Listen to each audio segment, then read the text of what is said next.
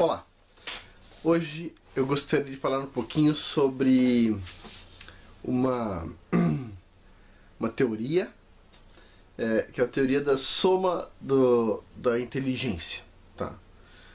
Em geral, quando a gente monta um grupo multidisciplinar de várias pessoas que pensam totalmente diferente, ou seja, você põe um biólogo junto com um matemático, junto com um físico, junto com um engenheiro, bom, você consegue agregar conhecimento. Isso é interessante. Isso é interessante. Agora, quando você pega um monte de biólogos, ou um monte de químicos, ou um monte de matemáticos, e soma o conhecimento deles, isso não é nada. Se eles têm uma formação parecida, isso não quer dizer nada. Só que a ciência se confunde. Os cientistas se confundem. Ok? Eu, por exemplo, trabalho sempre com equipes multidisciplinares. Ou seja, tem engenheiro eletrônico, tem físico, tem biólogo, tem químico, tem geógrafo, tem geólogo. Você junta pessoas, um grupo de pessoas, para você conseguir absorver o máximo de conhecimento de um assunto. Pessoas com vivências diferentes, com conhecimentos diferentes, isso agrega. Agora, se você coloca pessoas que têm um conhecimento muito parecido, a somatória delas não é importante ou não é relevante muitas vezes. Então eu vou dar um exemplo aqui. Vamos supor que tenha dois pesquisadores que estão discutindo, ok? E de repente a gente vai pegar um exemplo aqui, tá? Um pesquisador que nem o Linus Pauling, aqui, tá? Ok, lá em cima, 150, por exemplo, tá ok? Um cara fantástico, fantástico. E ele tá, por exemplo, daqui na minha hipótese, fazendo uma discussão com outro cientista. Esse cara aqui, ó, cara feio, oh boy. E esse cara aqui fez química, mais ou menos a mesma coisa, mais ou menos a mesma área, só que esse cara aqui tem que 80. E ele diz que a teoria desse cara aqui, com QI 150, está errada. E ele estava insistindo, sua teoria está errada. E esse aqui, não, minha teoria está certa. Aí ele fala assim, eu vou chamar um amigo meu que tem um QI mais alto do que o meu. QI 85, ele fala assim. E de repente ele chama um amigo dele. Esse outro careca aqui. O cara diferente. Agora tem dois caras contra um cara. Esse aqui com QI 150 e esse aqui com um QI 80 e um QI 85. Beleza? E esse aqui insiste, ele explica, olha, eu tô certo por isso, por aquilo. Mas esses aqui dizem, não. Na verdade, esse primeiro está certo. Os dois concordam que este cara está errado. E esse cara insiste, explica. E agora o cara com QI 85 fala, sabe uma coisa? Você é muito insistente, cara. Eu vou chamar um amigo meu que tem QI 90. E de repente, chega lá um cara aqui com cara de bravo. Ok? Agora temos 3 cientistas aqui, da mesma área, e um aqui. E o cara de bravo aqui resolveu dizer o seguinte, que este cara mais inteligente está certo, está errado.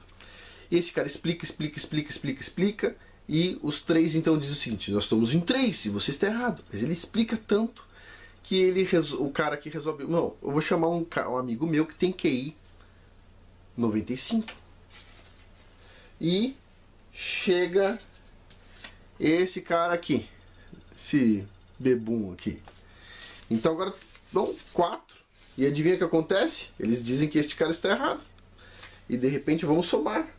Chegou mais um cientista aqui. Agora eles estão em 5. E eles concordam que o outro cara está errado. Certo? E aí soma-se mais 1, 6. Mais 1, 7. Mais 1, 8.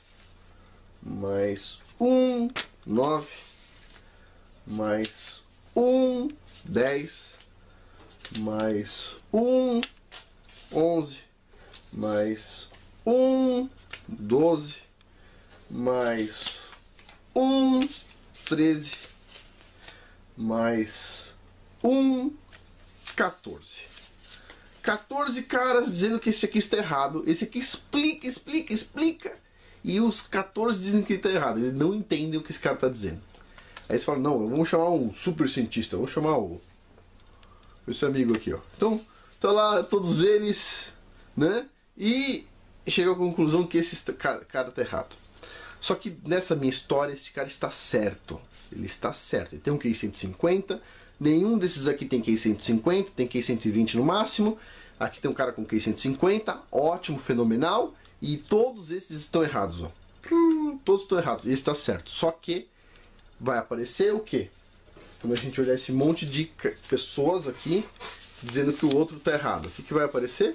Que eles estão certos e que este outro cara aqui está errado. Agora, vamos avaliar um pouquinho. Esse cara aqui, por exemplo, tem 2 prêmios Nobel. E aqui tem algum prêmio Nobel? Não. Não tem. Esse cara aqui inventou várias coisas. Esse aqui, alguém aqui inventou alguma coisa, incluindo esse Carl Sagan? Ninguém. Ninguém inventou nada, é? Não inventou. Então o inventor com 2 prêmios Nobel, um monte de méritos, etc, tal, tá errado. E esse monte de cara aqui tá certo. Faz sentido? Então vamos lá. Eu fiz um vídeo falando sobre a idade da Terra. A Terra tem em torno de 6.000 anos, certo? E alguém me falou o seguinte, mas espera aí. A comunidade toda de geocronólogos diz que a Terra tem bilhões de anos. E como é que você vai dizer que um cara tá certo? Então eu vou fazer o seguinte desafio. Seguinte desafio. Se você acha que a Terra não tem 6.000 anos e que o professor Dr. Robert Gentry está errado, e que lá na USP, por exemplo, você vai encontrar a resposta certa, você vai lá e pergunta. Pergunta ao professor o que você acha. A Terra tem 6.000 anos ou tem 4,5 bilhões de anos? E ele vai falar 4,5 bilhões de anos. Aí se pergunta assim, o senhor publicou, que nem o professor Robert Gentry, 4 artigos na Nature e não sei quantos na Science? Não. Tá bom. Dá para comparar o nível? Não dá. Vai para o próximo geocronólogo. Você publicou 4 artigos na Nature e não sei quantos na Science? Não, né? Tá bom. Entendi. Você acredita em 4 bilhões de anos, mas você não publicou nada na Nature, né?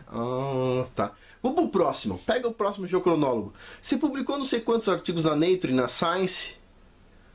Só na Revista Brasileira de Geologia. Entendi. Tá, mas você publicou em inglês. Tá bom. Uau. Tá, e assim você vai analisando. A hora que você encontrar um geocronólogo que publicou a mesma quantidade ou mais de artigos na Nature e na Science, que são as revistas top do mundo, aí você manda uma mensagem pra mim assim: encontrei um cara do mesmo nível, ele tá falando que a Terra tem 4,5 bilhões de anos. Aí a gente começa a conversar. Mas até lá então, não. A gente tem que encontrar pessoas do mesmo nível, não é isso? Só um pouquinho perto, pelo menos, para comparar. Não é isso? Então, Robert Gentry, pesquisador que eu falei, a Terra continua tendo 6.000 anos, publicou um monte de artigos na Nature e na Science, e eu não conheço nenhum pesquisador no Brasil que publicou quantidade parecida de artigos na Nature e na Science. Nenhum. Zero bola. Então assim, no Brasil, ninguém vai dar uma resposta precisa. Agora, você pode procurar nos Estados Unidos, etc. tal. E quem sabe você não vai cair lá na sala de outro professor geocronólogo que acredita que a Terra tem 6.000 anos, né? Afinal de contas, teve um congresso sobre isso nos Estados Unidos. Nos Estados Unidos, o criacionismo não é um mito, como é no Brasil. Nos Estados Unidos é considerado como algo bastante concreto, né? Tanto que um canal como o meu nos Estados Unidos, tem uns 1.000 canais que falam sobre o criacionismo nos Estados Unidos. Não é novidade aqui. Todo mundo acredita que a Terra tem 6.000 anos. Com exceção de um pessoalzinho que está saindo das universidades hoje que, sei lá, dos cursos de biologia, curso de, né, algumas coisas desse tipo. Mas a Terra tem 6.000 anos. 6.000 anos. Agora, vocês vão pegar e falar o seguinte: mas tem um monte de caras que diz que a Terra tem milhões de anos, incluindo o Carl Sagan. Tá, tudo bem, um monte. Sabe o que isso quer dizer? Nada. Absolutamente nada. Depende, sabe do quê? Da qualidade e não da quantidade. A somatória de pessoas com valor abaixo é o máximo, é o valor da pessoa maior, se são da mesma área.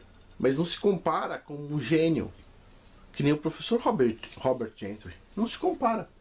Não dá para comparar. Então, é isso aí. Bom, a Terra continua tendo 6.000 anos. E quem tiver dúvidas sobre a idade da Terra pode continuar perguntando. Agora, comparar, que nem o pessoal comparou pra mim, mandou um artigo de um cara que publicou num blog. Desculpa, publica na Science, publica na Nature. E aí a gente volta pra conversar. Hoje em dia os cientistas são assim, né? Tudo tem. Ó, esse dado que você tem aí foi publicado em revista por boa, Qualis A, Qualis B, né? Que é a qualidade da revista.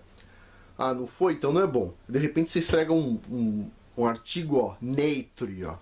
Melhor revista do mundo. Ah, mas. Revista não quer dizer nada. O que importa é livro. Ah, que é isso? Aí você esfrega um livro. Ah, mas livro não quer dizer nada. O que importa é revista. Ah! Vamos ser consistente. Bom, por hoje é isso. Muito obrigado.